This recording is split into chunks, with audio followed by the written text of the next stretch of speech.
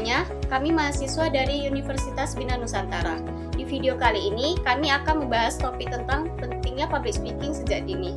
Tujuan dari pembuatan video ini adalah untuk mendapatkan jam community service. Sebelumnya, perkenalkan nama saya Edwin Clarissa dengan NIM 27022-75182 dari jurusan Information System.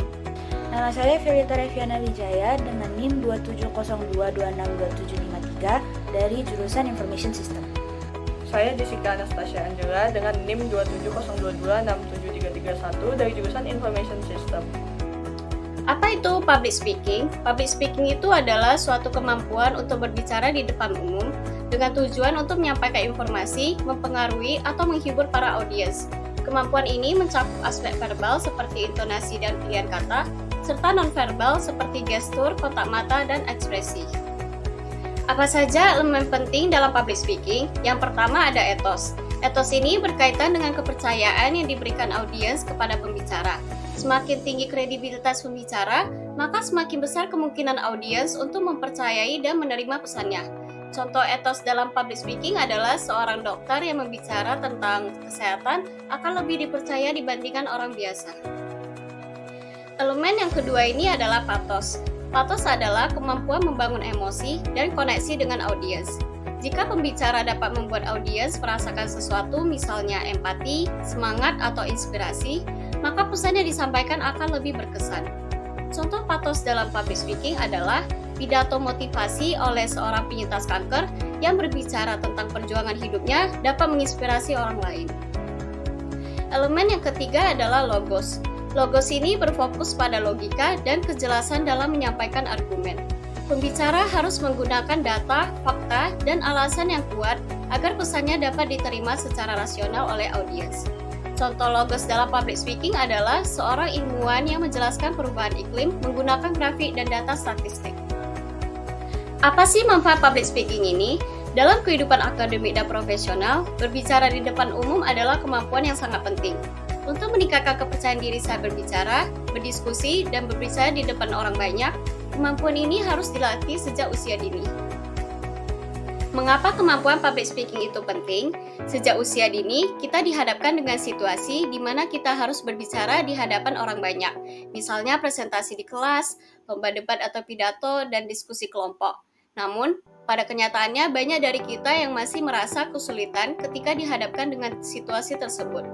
Hal ini dikarenakan rasa kurang percaya diri, trauma, kurangnya latihan, dan faktor-faktor lainnya. Nah, apa saja faktor yang mempengaruhi public speaking? Faktor sendiri ini terbagi menjadi dua, yaitu faktor internal dan eksternal. Untuk faktor internal sendiri itu ada kepercayaan diri, kemampuan dalam berkomunikasi, penguasaan akan materi, pengendalian emosi, kemampuan adaptasi terhadap audiens, bahasa tubuh dan gestur, intonasi, dan artikulasi. Nah, untuk faktor eksternal sendiri, ada lingkungan dan situasi, dukungan sosial, media dan teknologi, waktu dan durasi berbicara, dan budaya dan norma sosial. Dampak positif jika kita menguasai public speaking. Untuk dalam dunia akademik, dapat membantu dalam presentasi tugas dan diskusi di kelas, meningkatkan partisipasi dalam pembelajaran, dan meningkatkan kemampuan berpikir kritis dalam menyelesaikan masalah. Dalam interaksi sosial, dapat meningkatkan kepercayaan diri dalam berkomunikasi, memudahkan dalam membangun hubungan sosial, dan membantu dalam menyelesaikan konflik dengan baik.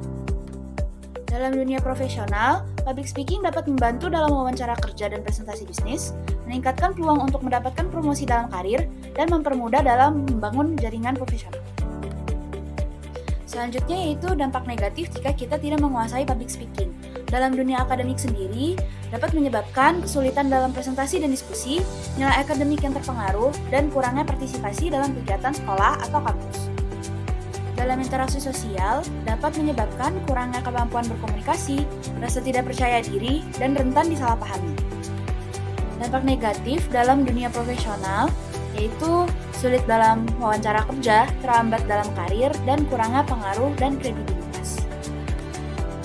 Selanjutnya yaitu ada beberapa metode yang dapat digunakan untuk melatih public speaking. Yang pertama yaitu berlatih di depan cermin. Berlatih di depan cermin sendiri ini dapat membantu untuk melatih dan mengimprovisasi mimik wajah, bahasa tubuh, dan nada bicara. Selanjutnya yaitu merekam diri sendiri. Merekam video diri sendiri dapat membantu public speaking dengan menganalisa hasil video untuk memperbaiki dan meningkatkan kemampuan public speaking. Selanjutnya yaitu mengikuti organisasi yang berkaitan dengan public speaking. Organisasi seperti debat atau teater dapat melatih keberanian kita untuk tampil di depan banyak orang. Selanjutnya yaitu belajar dari tokoh inspiratif.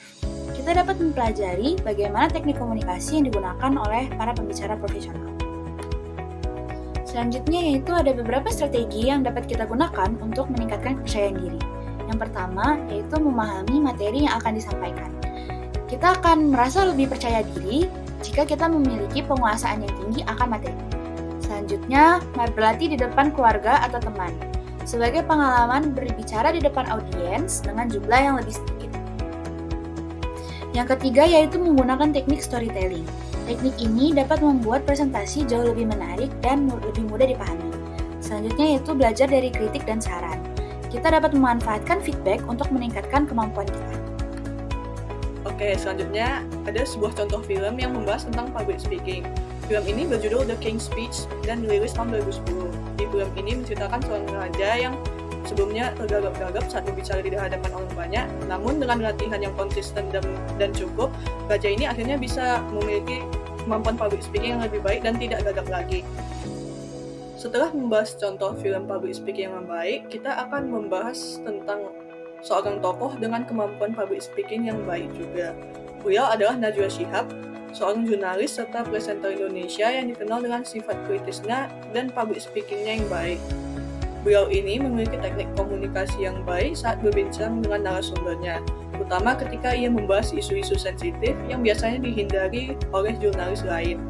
Najwa juga memperhatikan keakuratan informasi agar para audiens yang mendengarkan dia bisa mendapatkan pemahaman yang lebih mendalam terkait topik yang dibahas. Berikutnya, saya akan membahas mengenai perbandingan public speaking yang tepat dan kurang tepat, terutama dalam hal kepercayaan diri. Contoh sikap yang tepat yaitu berbicara dengan suara yang mantap dan percaya diri. Kemudian kita harus menjaga postur tubuh yang tegak dan terbuka. Ketiga, kita mengontrol gerakan tubuh agar terlihat nyaman dan natural. Nah, untuk contoh sikap yang kurang tepat dalam hal kepercayaan diri itu, suara kita gemetar atau terlalu pelan karena tidak merasa percaya diri. Kedua, postur tubuh bungkuk atau terlihat kaku. Ketiga, gerakan tangan atau tubuh yang berlebihan sehingga mengganggu perhatian audiens. Aspek yang kedua, struktur dan penyampaian materi. Sikap yang tepat adalah materi yang kita sampaikan itu punya struktur yang jelas berupa pembukaan, isi, dan penutup. Kedua, kita dapat menyampaikan poin utama dengan urutan yang logis. Ketiga, menggunakan contoh atau cerita untuk memperjelas penyampaian materi. Sedangkan untuk sikap yang kurang tepat itu tidak memiliki struktur yang jelas sehingga sulit untuk dipahami audiens. Kemudian kita berbicara secara acak tanpa alur yang buntut. Ketiga, menyampaikan informasi terlalu banyak tanpa penekanan pada poin utama. Aspek yang ketiga, interaksi dengan audiens. Sikap yang tepat itu berupa melibatkan audiens dengan mengajukan pertanyaan atau diskusi singkat dengan mereka. Kedua, menyesuaikan gaya berbicara kita sesuai dengan karakter audiens. Ketiga, memberikan jeda untuk audiens bagi mereka untuk mencerna informasi. Sedangkan sikap yang kurang tepat itu tidak memperhatikan respon audiens dan terus berbicara tanpa interaksi dengan mereka. Kedua, menggunakan bahasa atau contoh yang tidak relevan dengan topik utamanya. Ketiga, terlalu banyak bertanya sehingga mengganggu alur presentasi. Aspek yang terakhir yaitu penggunaan bahasa tubuh. Sikap yang tepatnya berupa menggunakan gestur tangan yang alami untuk memperjelas pesan dan bergerak secukupnya saja untuk menjaga dinamika tanpa terlihat gelisah. Sikap yang kurang tepat terlalu diam dan kaku sehingga terlihat tidak bersemangat. Kedua, terlalu banyak bergerak tanpa adanya tujuan yang jelas membuat audiens mudah terdistraksi. Ketiga, menyilangkan tangan atau memasukkan tangan ke saku. Ini menunjukkan sikap yang defensif atau kurang profesional. Berikut adalah referensi-referensi yang kami gunakan dalam pembuatan materi kami. Sekian penyampaian materi dari kami, semoga apa yang kami sampaikan dapat bermanfaat bagi para audiens dan terima kasih atas perhatiannya.